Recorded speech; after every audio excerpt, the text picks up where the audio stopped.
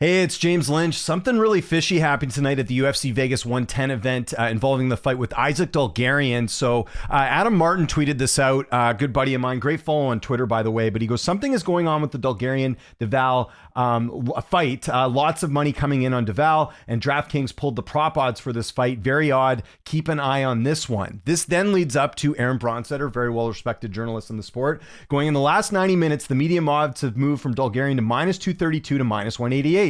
Dulgarian is now minus 125 in range spots. The line dropped a full dollar over the past roughly 2 hours. So we were seeing all this materialize going on with Isaac Dulgarian, and of course he was a big favorite going into this fight tonight. And the result is what we see here. Dulgarian getting submitted in the very first round, which is sort of unheard of for Isaac Dulgarian's career. He's lost a decision, I think, before this, but he's never been finished in his career. Again, going into this fight, a big favorite here. Remember, he had that Christian Rodriguez fight, which a lot of people felt like he won.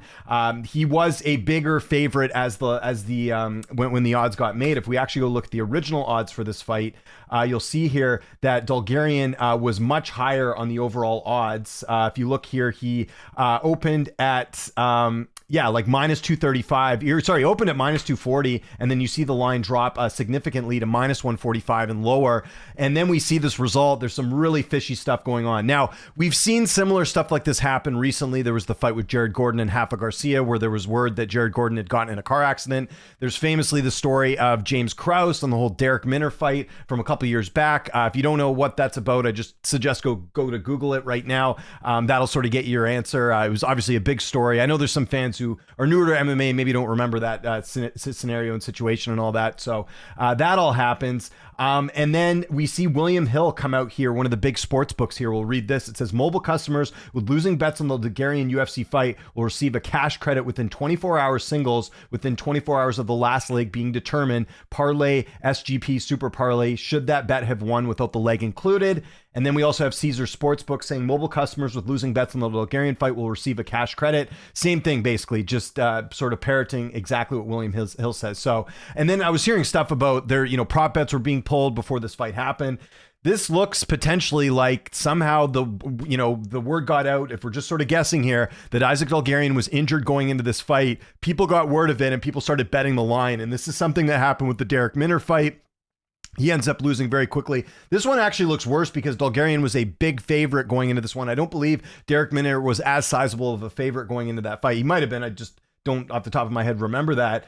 But yeah, this is really bad news. And we know what happened with the whole James Krause situation. Obviously, Krause was coaching, Derek Minner as well. And, it led to basically James Krause being banned from the sport. I see a lot of people cracking jokes on social media that James Krause at one point did train Isaac Dulgarian. As far as I know, James Krause not doing any sort of MMA related stuff anymore. He's in real estate, but very interesting coincidence there. But this is a really bad look for the UFC. And this is, again, we have obviously, a big push for gambling over the last number of years, the books being open, the sports books everywhere. And a lot of fans, let's be honest, are into MMA because of the sports betting side of things. And we just had a huge scandal in the NBA, I think a week or two ago. You hope this isn't what's happening here, but it certainly looks that way with the fact that so many people are betting on Dulgarian. And now you've got sport. Like, I could just see the line moving. And again, with I believe with the Garcia and Gordon fight, like there were no sports books that came out and said, hey, we're going to do, we'll give you a cash credit. But the fact you got two big books here like William Hill and Caesars now coming out and saying that they are going to be giving cash credits for this fight makes me think there could be some fight fixing allegations. This could be a big scandal. At the time I'm recording this, I have not heard anything from the UFC or elsewhere, but this looks like this is going to be a big story, much like the James Krause fight is. So I just wanted to give my quick take on this. Again, this is all alleged. I'm not accusing anyone of anything in case anyone's bringing out their lawyers here, but things are not looking good based off the information we have, and it's going everywhere on Twitter. Like if you just type in Isaac Dulgarian right now, so many people are calling fight fixing and not just, just a lot of people here. Actually looks like... hold on. Bulgarian spelt wrong. Adam didn't spell it right there. If we go look at it here, Bulgarian went for minus 241, 16 under an hour. Even Guru's talking about it, posted the photo with Dulgarian and James Krause. UFC just had a fixed fight. This is from Fight Ghost, who's a very, very respectable betting guy on Twitter. If you don't follow him, great follow as well. He's even mentioning it here. again, we have one of the most clearest examples in fights in UFC history from Rob Brown betting. So people are going to come after me for making this video. Like, I'm not the one who's saying this. Look at all the people that are talking about these things happening with, last time I was just disgusted, best fight picks, Derek Minner and Isaac Dulgarian's former teammate.